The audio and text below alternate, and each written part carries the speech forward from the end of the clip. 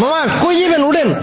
ধানমন্ডি কত? আরে না, এখান থেকে যাবো না, চলো অন্য রিক্সায় যাই। অন্য রিক্সা কেন? এই রিক্সা কি সমস্যা? এখান থেকে রিক্সাওয়ালারা ভাড়া বেশি চায়। মামা আপনারা খুশি হয়ে যা দিবেন এটাই সই। উঠেন। আরে তুমি জানো না, ওরা এই কথা বলে, পরে রিক্সা থেকে নামার সময় কাহিনী শুরু করে দেয়। তুমি তো কাহিনী করতেছো। একটু আগে বাসের হেল্পারে দেখে গেলে বাসে উঠবো না, কেন আবার রিক্সাও তোমার সমস্যা। সব জায়গায় গেলে তোমার সমস্যা আর সমস্যা। ওঠো। হ্যাঁ মামা, আমি ওইটাই কইতাছি, এই জায়গায় অন্য কোনো রিক্সা পাইবেন না। উঠেন। কি খেলা দেখাইলি রে টুম্পা, শিখলাম। মামা তুমি টুম্পা কইলা কে? মামা কঠিন কাহিনী, আমার গার্লফ্রেন্ডের নাম ছিল টুম্পা। কি কও মামা? আমার গার্লফ্রেন্ডের নাম তো টুম্পা। কি কও মামা, আসলেই? কিন্তু মামা তুমি রিক্সা চালাও ওর প্রেমও করো, ব্যাপারটা কিন্তু ইন্টারেস্টিং। না মামা, প্রেম করি না তো, করতাম। আর রিক্সা চালায় তো প্রেম করি নাই মামা, ওর লাগে প্রেম করছি দেখে আজকে আমার রিক্সা চালাইতে হইতাছে।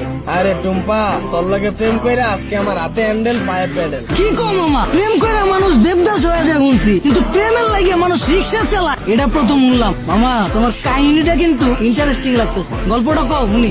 আরে বাবু কি শুরু করছো? ওনার এই ফালতু গল্প শুনে আমাদের সময় নষ্ট করে লাভ আছে। তার চাইতে চলো তুমি হেডফোন বের করো, আমরা গান শুনি। আরে না, মামার কাহিনীটা অনেক ইন্টারেস্টিং। মামা তুমি কও। না মামা থাক, বাদ দেন। মামি শুনতে চাইতেছে না, পরে দেখা গেল আমার কাহিনী হইনা চিত্তা যাইব। আরে মামা তুমি তোমার গার্লফ্রেন্ডের কাহিনী কইবা, এটা তো আইছে বুকে। কও মামা শুনি। মামা কি কমু দুঃখের কাহিনী, ও একটা জিনিস আছিল মামা, খালি চুস্ত। সুস্থ মানে? শুনেন তাইলে সেনা বুঝবেন। ওর মায়ায় বইরা মামা একটা চাকরি করতাম, ওই চাকরিটাও গেছে গা। ওরা আর কি করার, বন্ধু বান্ধবের টাকা ধারলে ওর লগে দেখা করতাম। মাসের ভিতরে 15 দিনে দেখা করতাম মামা, 15,000 চুইস চালাইতো। কেমনে মামা? মামা হয়তো মাইয়া ছিল না মামা, হয়তো পিশাচা ছিল, রক্তের মতো টাকা খালি চুইসা খায়া ফেলাইতো।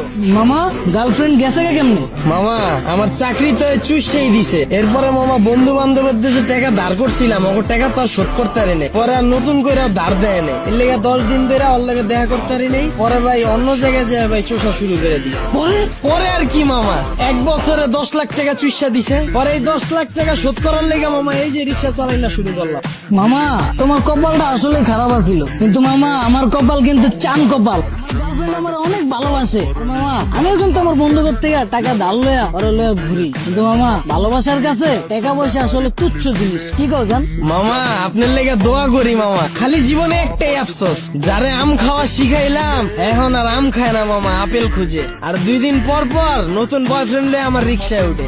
কি কও মামা? তোমার গার্লফ্রেন্ড তোমার চুষা তোমার রিক্সায় উঠে আবার বয়ফ্রেন্ড লয়া? মামা আমি যদি তোমার জায়গায় হইতাম তাইলে 2 গালে ফাড়ায় বইরা দিতাম। কি কো মামা, আসলেই? হ্যাঁ, তুমি দরকার হইলে আমার নাম্বার লয়ে লো, অগরে যখন পাইবা আমার নাম্বারে কল দিবা। দরকার হইলে আমি আইসা অগরে থাবড়ে যাম। হিলো থামাইছো কে? আয় পড়ছি তো মামা, নামেন। ও বলছো কত দিমু?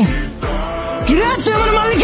মামা আপনিই তো কইলেন পাইলেই কানের নিচে বাজায় দিতে। আমারে হাতে হ্যান্ডেল পায়ে প্যাডেল যে পরাইছে ওই জিনিসই তো এইটা, এটাই তো এখন আপনার কপালে জুটছে। আর আপনি কইলেন না হেল্পার রে দেখা উঠতে চায় না এই বাসে, ওই হেল্পারও আমার মতোই চাকরি করতো, ওরে চুইসা হেল্পার বানায় দিছে, এরপর আপনারও ধরছে। যাক মামা সাবধানে থাকেন, আমার ভাড়াটা দিয়ে দেন।